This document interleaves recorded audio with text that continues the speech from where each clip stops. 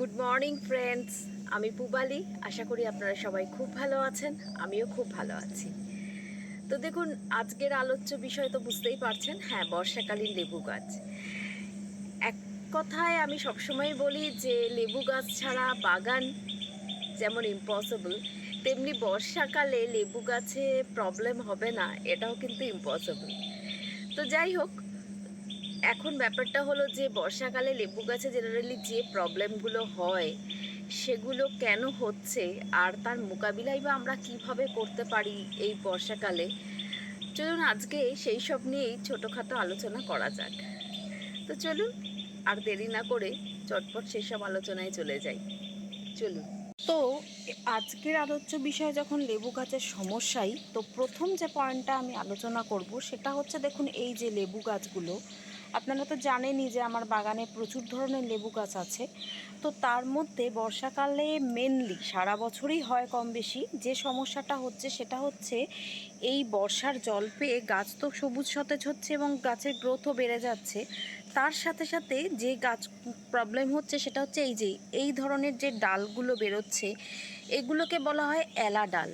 দেখুন এই ডালগুলোকে কিভাবে চিনবেন, এই ডালগুলো নর্মালি যে লেবুর ডালগুলো হয়, লেবু গাছের যে নর্মাল ডাল, তার থেকে কিন্তু অনেকটা সুন্দর হয় আর একটু চ্যাপ্টা টাইপের হয় ডালগুলো। তো এই ডালগুলো কি হচ্ছে, এই ডালগুলোর পরিমাণ কিন্তু প্রচণ্ড পরিমাণে বেড়ে যাচ্ছে। এই কারণেই বেড়ে যাচ্ছে যেহেতু এর গ্রোথও বাড়ছে, সেই জন্য এই ডালগুলোর সংখ্যা বেশি হচ্ছে। তো এগুলোর প্রবলেম কি, এই ডালগুলো কিন্তু জেনারেলি কোনো কাজে লাগে না। এগুলো কি করে, মূল যে গাছটা তার খাবারটা সবটাই এরা খেয়ে নেয় এবং খেয়ে এরা খুব সুন্দর হয়ে ওঠে। কিন্তু এই ডালে না তো কোনো ফুল হবে, আর ফুল না হলে ফল পাওয়ার আশা তো কোনোভাবেই করা সম্ভব না। তো এই ধরনের ডালগুলো গাছে থাকলে কি হচ্ছে, মূল গাছটা কিন্তু এফেক্টেড হচ্ছে। তো এই সময় যেটা করতে হবে, এই ডালগুলোকে একদম কেটে ফেলতে হবে। তো আমি জেনারেলি পুরোটা কাটি না, সেটা একদম আমার পার্সোনাল ভিউ। আপনারা চাইলেই পুরোটাই কেটে ফেলুন, কিন্তু আমি কি করি, কিছুটা কিছুটা করে কেটে দিই। এরপর থেকে এর পাশ থেকে যে ব্রাঞ্চগুলো বেরোয় সেখানে কিন্তু নর্মাল ফুল আবার হয়। তো গাছটা বুশি করার জন্য আমি পুরোটা কেটে দিই না। দেখুন আমি কিছুটা কিছুটা কেটে দিয়েছি। তবে হ্যাঁ, যেই মোমেন্টে কাটবেন সঙ্গে সঙ্গে কিন্তু ফাঙ্গিসাইড দিয়ে দেবেন। হ্যাঁ, এই বর্ষাকালে কপারযুক্ত ফাঙ্গিসাইডটা খুব পারফেক্ট হয়। তবে যদি না থাকে কোনো প্রবলেম নেই, যেটাই আপনাদের হাতের কাছে আছে ফাঙ্গিসাইড সেটাই দিন, কিন্তু লাগিয়ে দেবেন। এটা তো গেল একটা ব্যাপার। আরেকটা যে ব্যাপার হয়, যে সারা বছর লেবু গাছের যেটা একটা বড় প্রবলেম সেটা হচ্ছে ডাইব্যাকের প্রবলেম। যে গাছের কিছু কিছু ডাল কিন্তু হঠাৎ করে শুকিয়ে যেতে থাকে এবং শুকিয়ে গিয়ে গাছটা আস্তে আস্তে কিন্তু মরে যায় যদি তার প্রিকশন নেওয়া না হয়। এই যে দেখুন আমার গাছটায়, এই গাছটাতে প্রচুর ডাইব্যাকের সমস্যা হয় এবং মাঝে মাঝেই আমি কিন্তু সেগুলোকে কেটে একদম ঠিক করে দিই। তো কাটতে যেটা হবে সেটার একটা ব্যাপার আছে। এই যে দেখুন এই যে ডালটা, এই ডালটা কিন্তু আস্তে আস্তে শুকিয়ে যাচ্ছে। তো এই ডালটার ক্ষেত্রে যেটা করতে হবে, এইখান থেকে কেটে দিলে কিন্তু হবে না। একটু কাঁচা জায়গা আছে এই রকম জায়গা ধরে কিন্তু ডালটাকে কাটতে হবে, নইলে ডাইব্যাকটা কিন্তু আবার ফিরে আসবে এবং কাটার সঙ্গে সঙ্গে অ্যাজ ইউজুয়াল আবার কিন্তু সেই ফাঙ্গিসাইড ইউজ করতে হবে। তো এইভাবে এটা করবেন কখন, ওয়েদারটা দেখে নেবেন যে ওয়েদারটা মোটামুটি এখন ঠিকঠাক আছে, একটা ওয়েদার রিপোর্টও পাওয়া যায়, প্লাস নিজেরাও ওয়েদার দেখে কিছু তো আইডিয়া করা যায় যে 2-3 ঘন্টা এখন ওয়েদার মোটামুটি ঠিক থাকবে। তো সেই রকম সময়ে এই ডালগুলো কেটে দিন এবং সঙ্গে সঙ্গে ফাঙ্গিসাইডটা ইউজ করে দিন। তো এইভাবে যদি করেন তাহলে কিন্তু লেবু গাছের অনেকটা প্রোটেকশন নেওয়া সম্ভব। এবার বলি খাবার দাবারের ব্যাপার। দেখুন আমি বারবারই বলেছি যে বর্ষা শুরুর আগে সমস্ত রকম গাছে খাবার দাবার দিয়ে দিন। বর্ষাকালে খুব একটা গাছকে খাবার দাবার দেওয়ার দরকার লাগে না। আর কি ধরনের বর্ষাকালে খাবার দেওয়া যায় সেই রিলেটেড ভিডিও তো আমি অলরেডি আমার চ্যানেলে দিয়েই দিয়েছি, এবং যারা আমার পুরনো বন্ধু আছেন তারা মনে হয় অবশ্যই দেখেছেন। আর যদি কেউ না দেখে থাকেন, প্রয়োজন মনে হলে সময় করে দেখে নিতে পারেন। তো যাই হোক, খাবার এই মোমেন্টে দেওয়ার খুব একটা দরকার নেই, কিন্তু যদি কেউ খাবার না দিয়ে থাকেন তারা কি করবেন, তো সেক্ষেত্রে যেটা করতে পারেন, দেখুন আবার আমি বলছি যে ওয়েদারটা কিন্তু ভালো করে নোটিস করে নেবেন, যে মোটামুটি যে এখন যেমন আমি ওয়েদার যেটা দেখছি যে এই মোমেন্টে এখন মনে হচ্ছে 2-3 ঘন্টা বৃষ্টির সম্ভাবনা একদমই নেই। তো চাইলে এর মধ্যে কিন্তু আপনারা খাবার দিতে পারেন। তো খাবার কি দেবেন? একদম সিম্পল, একটু ভার্মি কম্পোস্ট নেবেন। আর আমি যেহেতু বায়োপটাসটা ইউজ করি, তো আমি বায়োপটাসটাই রেফার করব। হ্যাঁ, আপনারা এমওপি বা এসওপিও ইউজ করতে পারেন। তো এই একটুখানি দুটো জিনিস মিক্স করে চারিদিক থেকে অল্প করে ছড়িয়ে দিন। ঘোরাঘুরি করার কোনো দরকার নেই, চারিদিক থেকে অল্প করে ছড়িয়ে দিলেই যথেষ্ট। এবং এইভাবে যদি ওয়েদারটা একটু দেখে নিয়ে খাবারটা দেন, তাহলে খাবারটা নষ্টও হবে না, আর গাছ কিন্তু আস্তে আস্তে সেই খাবারটা অ্যাবজর্ব করতে পারবে। এইভাবে একটু খাবার দিয়ে দিলেই যথেষ্ট। এরপর একদম বর্ষার শেষে সেপ্টেম্বরের মিডলে যখন বর্ষা আস্তে আস্তে একদমই চলে যাবে, তখন আবার খাবার দাবার দিলেই যথেষ্ট। তো এইভাবে যদি খাবার দাবারটা দেন, তাহলেই গাছ যথেষ্ট ঠিক থাকবে। তবে আমি আবারও বলছি, আমার মতামত যদি নেন, তাহলে আমি বলবো যে এই মোমেন্টে গাছকে খাবার না দেওয়াটাই ভালো। কারণ খাবার দেওয়া মানেই খাবারটা কিন্তু বেশিরভাগ পরিমাণটাই নষ্ট হওয়ার দিকেই যায়। তো বৃষ্টির জলে যথেষ্ট পরিমাণে খাবারও পাচ্ছে, আপাতত ওটাই যথেষ্ট। বৃষ্টি থেমে গেলে, ওয়েদার চেঞ্জ হয়ে গেলে তখন খাবার দিয়ে দেবেন। কারণ শীতের একদম শুরুর পর থেকে তো আস্তে আস্তে গাছে ফুল আসতে শুরু করে, তো এত চিন্তা এখনই করার কোনো দরকার নেই। তো যাই হোক, খাবার দাবারটা এই প্রসঙ্গে এটা গেল। আর যে মেজর প্রবলেম হয় সারা বছর হচ্ছে, বর্ষাকালে যে কোনো গাছেই পোকামাকড়ের উপদ্রব খুব বেড়ে যায়, ইনক্লুডিং লেবু গাছও খুব বেড়েছে। আর তার কারণ এইগুলো, এই যে দেখুন প্রচুর কচি পাতায় গাছ কিন্তু ভরে যাচ্ছে আস্তে আস্তে। আর যেহেতু এটা আমার 12 মাসি লেবু গাছ, তো সেহেতু আবার ফুল আসার সম্ভাবনাও আছে।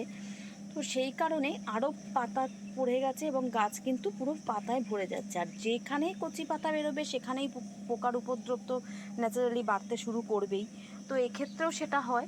এবং সেক্ষেত্রে যে মোকাবিলাটা করতে হবে, যে পোকাটা এই ধরনের গাছে বেশি হয়, সেটা হচ্ছে লিপ মাইনার বা ম্যাপ পোকা।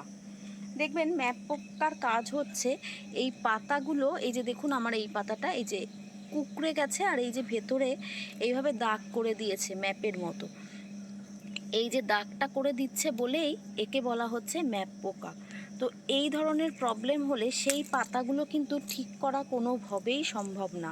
কারণ এই ধরনের পাতা কোনোভাবেই ঠিক হয় না, তার কারণ একটাই, যে পোকাগুলো কিন্তু এর মধ্যে থেকেই যাচ্ছে এবং তারা কিন্তু আস্তে আস্তে পাতার রসগুলো খেয়ে নিচ্ছে। এবং পরে এরকমও হয় যে গাছ কিন্তু এর জন্য মারাও যায়, এরকম ঘটনাও ঘটে। তো সেক্ষেত্রে এই পাতাগুলো ছিঁড়ে নিয়ে নয় অনেক দূরে কোথাও ফেলে দিন, অথবা মাটিতে পুঁতে দিন। এই একটা ব্যবস্থা করতে হবে। এবার এই ব্যবস্থায় তো পুরো গাছকে প্রোটেক্ট করা যাবে না। এবার যে কথাটা বলবো সেটা একটু মন দিয়ে শুনবেন। দেখুন, যারা কেমিক্যাল কীটনাশক ইউজ করেন, তারা কিভাবে ইউজ করছেন সেটা একদমই তাদের ব্যাপার, সেই প্রসঙ্গে আমি যাব না। কিন্তু আমি যেহেতু একদমই জৈবভাবে বাগানটা করি, তো আমি নানা ধরনের জিনিস গাছে ব্যবহার করে থাকি, যেমন তামাক পাতার জল বলুন, নিম পাতার জল, নিম তেল, তারপরে একান্ত অপারক হলে কাকা।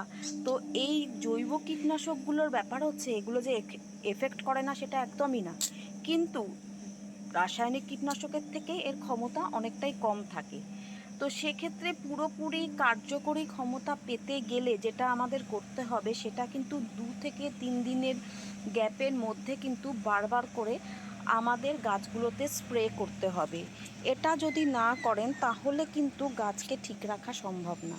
দেখুন আমার এই গাছটায় পুরো কচি পাতাতে ভরে গেছে, কিন্তু অলমোস্ট পাতা বা গাছটা কিন্তু ঠিক আছে। তার কারণ এটাই, আমি কিন্তু 2 থেকে 3 দিনের ব্যবধানে মোটামুটি ওয়েদারটা লক্ষ্য করে এই 2-4 ঘন্টা যেরকম ওয়েদার ঠিক থাকে একদম স্টিকার অ্যাড করে স্প্রে করে দিচ্ছি, এবং তাতেই কিন্তু গাছটার এত ভালো রেজাল্ট দিচ্ছে। তো এইভাবে যদি আপনারাও ইউজ করেন, তো আপনাদের গাছও কিন্তু একদম সুন্দর সবুজ সতেজ থাকবে এবং কচি পাতাগুলোও কোনোভাবে নষ্ট হবে না। তো এ তো গেল পোকামাকড়ের ব্যাপার। আর একটা যে মেন ব্যাপার বর্ষাকালে সব গাছের সাথে লেবু গাছেও হয়, সেটা হচ্ছে ছত্রাকের আক্রমণ। তো ছত্রাকের আক্রমণের ক্ষেত্রে যেটা করতে হবে সেটা তো আমি বলছি, যে 10 দিন অন্তর অন্তর ফাঙ্গিসাইডটা ইউজ করুন পুরো বাগানে সব গাছের ক্ষেত্রে। তো সেক্ষেত্রে লেবু গাছও বাদ যাবে না, লেবু গাছেও সেটাই করবেন। আর যে কাজটা করতে পারেন সেটা হচ্ছে এই যে দেখুন আমি কি করছি, লেবু গাছগুলোর গোড়াতে কিছুটা কিছুটা করে ট্রাইকোডার্মা ছড়িয়ে দিয়েছি। তাতে কি হচ্ছে, অনেকটাই প্রোটেকশন কিন্তু ও নিজের থেকে পেয়ে যাচ্ছে। যেটা গাছের পাতায় আমরা যখন ফাঙ্গিসাইড স্প্রে করছি সবসময় হয়তো ওয়েদারের জন্য করে উঠতে পারছি না, তো এইভাবে যদি গাছের গোড়াতে এইগুলো ছড়িয়ে দেওয়া থাকে তাহলে কিন্তু গাছটা অনেকটাই সিকিউর থাকবে। তো এই কাজটাও কিন্তু চাইলে আপনারা করতে পারেন যদি আপনারা জৈবভাবে বাগান করে থাকেন। কারণ ট্রাইকোডার্মা এমনই একটা ছত্রাকনাশক, ও তো নিজেই একটা মানে জ্যান্ত ছত্রাকই বলতে পারেন, উপকারী ছত্রাক বলতে পারেন না, উপকারী ছত্রাকইও। তো সেই ছত্রাকটা কিন্তু কখনোই কেমিক্যাল যারা ইউজ করছেন তারা ইউজ করতে পারবেন না, কারণ তাহলে এর কিন্তু কোনো এফেক্ট হবে না। তো এই কারণেই ট্রাইকোডার্মা যারা জৈবভাবে গাছ করছেন তারাই একমাত্র ইউজ করুন। আর কেমিক্যাল যারা ইউজ করছেন তারা যে ইউজ করতে পারবেন না সেটা একদমই না, তবে সেক্ষেত্রে মোটামুটি এটা ইউজের 10 থেকে 12 দিন আগে কোনো কেমিক্যাল সার ইউজ করবেন না। আবার এটা ইউজ করার 10 থেকে 12 দিন ওয়েট করে তারপর যদি আবার কেমিক্যাল সার ইউজ করতে হয় তাহলে সেটা করুন। তো এইভাবে আপনারা করতে পারেন। কিন্তু যারা জৈবভাবে করছেন তাদের ক্ষেত্রে তারা চাইলে এটা সবসময় এইভাবে যে কোনো সময় ইউজ করতে পারেন। তো এই তো গেল ছত্রাকনাশকের ব্যাপার। এবার যেটা বলবো যে দেখুন অনেকের গাছেই কিন্তু এখনও লেবু ধরে আছে এবং লেবুগুলোর কিন্তু গুটিগুলো সেট হয়ে গেছে এবং আস্তে আস্তে সেই লেবুগুলো বড় হতে শুরু করেছে। এই যে আমার গাছগুলোই দেখুন, এই যে লেবুগুলো আস্তে আস্তে সেট হচ্ছে, এটা একটা সুইট লেমনের গাছ। তো সেই গাছটায় দেখুন কি প্রচণ্ড পরিমাণে লেবু হয়েছে এবং লেবুগুলো কিন্তু আস্তে আস্তে সেট হতে শুরু করেছে। তো এই মোমেন্টে এই গাছগুলোকে প্লাস যে গাছগুলোতে লেবু নেই সেই গাছগুলো টোটাল, যেটা বারবার আমি বলছি খাবার হিসেবে যেটা ব্যবহার করতে পারেন এই বর্ষাকালে, সেটা হচ্ছে মাইক্রোনিউট্রিয়েন্টস।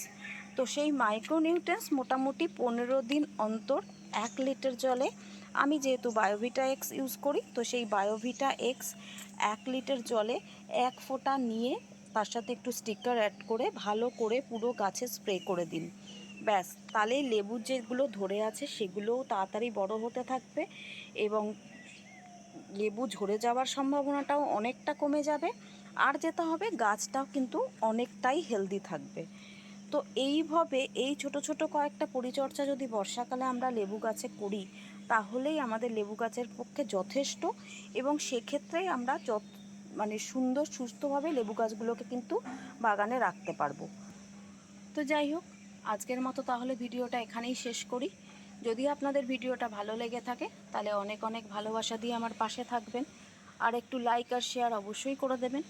আর যারা আমার নতুন বন্ধু আছো বা আছেন তাদেরও যদি ভিডিওটা ভালো লেগে থাকে, যদি ইনফরমেটিভ মনে হয়, তাহলে প্লিজ চ্যানেলটা সাবস্ক্রাইব করে বেল আইকনটা প্রেস করে দিও। খুব তাড়াতাড়ি আবার একটা নতুন ভিডিওর সাথে দেখা হচ্ছে। আজকের মতো তাহলে বিদায়, টাটা।